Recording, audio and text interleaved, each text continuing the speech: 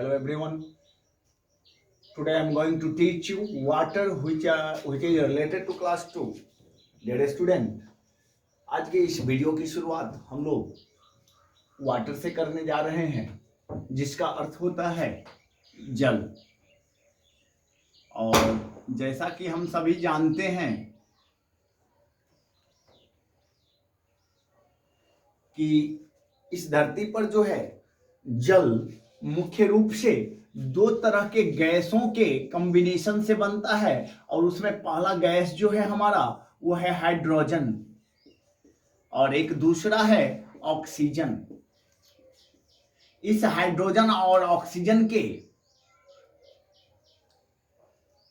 बीच जब एक प्रकार का कॉम्बिनेशन होता है, एक प्रकार का जुड़ाव होता है, एक दूसरे से वो जुटते हैं, तब जाकर के जिस एटॉमिक मॉलिक्यूलर स्ट्रक्चर का निर्माण होता है वो है हमारा H2O, और इसी H2O को हम क्या कहते हैं? जल कहते हैं। ये हाइड्रोजन और ऑक्सीजन का कॉम्बिनेशन ही है जो कि इस ब्रह्मांड में हमारी धरती पर जल को क्या करता है? उपलब्ध कराता है।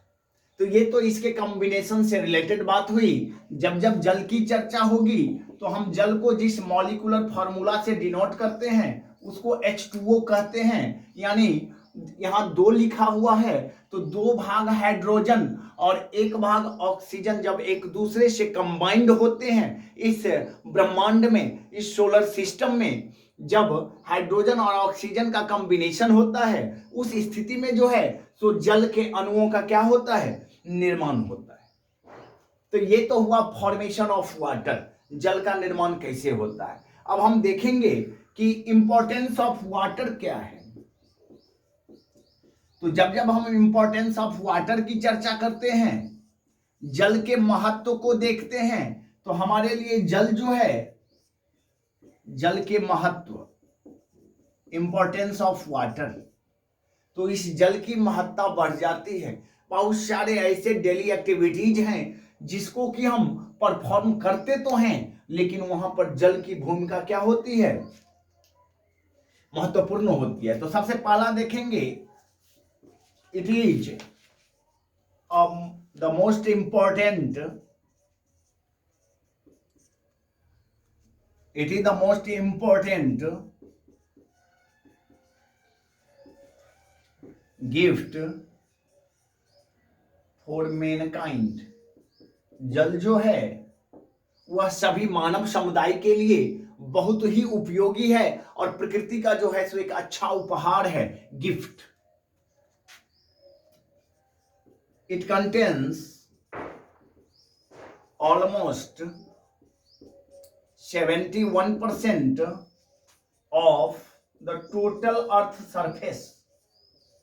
और इसके बारे में कहा जाता है कि यह जो है पूरी पृथ्वी के 71% भागों को जो है सो पूरी तरह जल से क्या कर चुका है? आच्छादित कर चुका है। तो अगर 100% हम लैंड मान लेते हैं तो 71% वाटर है। अवश्य अब जो बचा 29% माइनस करने पर, तो इसमें से जो है सो 28% जो है हमारा लैंड है और 1% जो है वो हमारा जो है फॉरेस्ट है। कहने का मतलब है जब पूरी पृथ्वी को हम देखेंगे तो पता चलेगा जो 71% भाग हमारी पृथ्वी का जो है 71% भाग वो जल से भरी पड़ी है। रेस्ट बचा 29%, 29%, इसमें से 28% जो है सो हमारा लैंड कवरिंग है, जिसमें पहाड़, पठार, मैदान, महासागर, सागर सारे विद्यमान है। और यहाँ जो रिमेनिंग 1% बचा वो जंगल है। यानी पूरी पृथ्वी पर जंगल का प्रतिशत जो है सो 1% है, 28% लैंड है और 71% जो है सो हमारा वाटर है। इस तरह से ये 3 वाटर, लैंड और फॉरेस्ट को मिलाकर के तब हमारी पूरी पृथ्वी का क्या होता है? निर्माण हुआ है। तीसरा जो देखेंगे, it helps in digestion and absorption of food. Digestion and absorption, यह हमारे शरीर में भोजन के पचने और अवशोषण दोनों स्थिति में जो है सो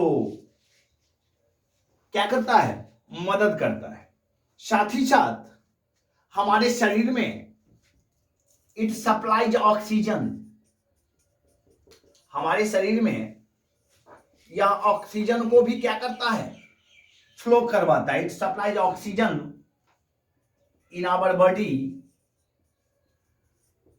थोड़ा वाटर। चूंकि हम जानते हैं कि वाटर जो है वो कंबाइंड रूप में है और वहां हम ऑक्सीजन देख रहे हैं, और हम जानते हैं कि सांस लेने के लिए हम लोग जो ब्रीदिंग की क्रिया करते हैं उसमें ऑक्सीजन की जरूरत होती है।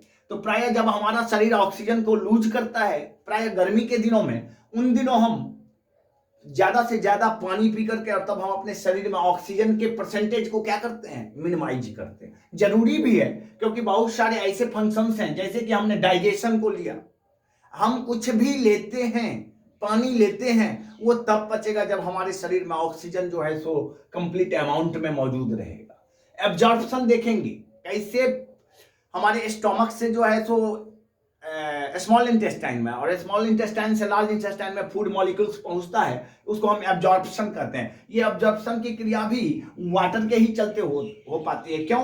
वाटर किसी भी सॉलिड भोज्य पदार्थ को जो है सॉल्यूबल फॉर्म बना देता है, घुलनशील रूप में ले आता है। तो इस तरह से हमने इसके इंपॉर्टेंस को देखा। अब हम देखेंगे कि इस वाटर को हम लोग किन किन सोर्सेज से प्राप्त कर सकते हैं।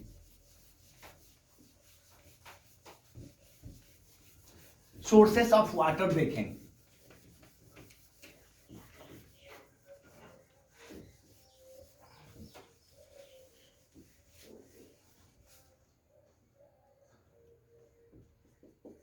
Sources of water. Dear student,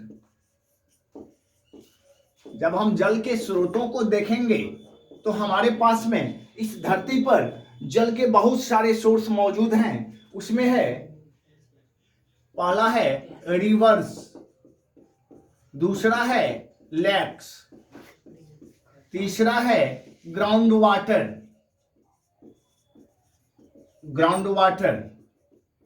चौथा है रिजर्वॉयर,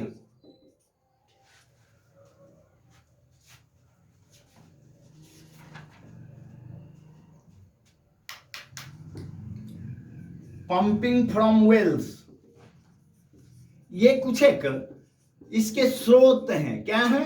स्रोत है। इसमें से पहला जो हमारा स्रोत है वो रिवर्स है, जिसको हम नदियां कहते हैं। क्या कहते हैं?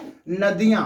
नदियों से भी हम जल को प्राप्त तो करते हैं, लेकिन ये जल उतने पोर्टेबल नहीं हो पाते हैं, हम इसका उतना उपयोग नहीं कर सकते हैं। लेक्स, ये भी शुद्ध ही होता है, लेकिन आजकल जिन परिस्थितियों से हम गुजर रहे हैं उसमें जो है ये सब के सब प्रदूषित हो चुके हैं। ग्राउंड वाटर, भूमिगत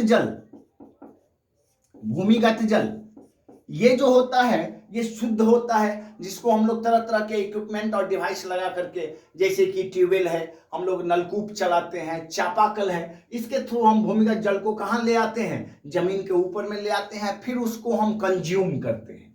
रिजर्वोयर, जल संग्राहक, ये जो है ग्राउंड वाटर से नीचे का टेबल है जहां पर कि हमारा जल संग्रहण केंद्र मौजूद है।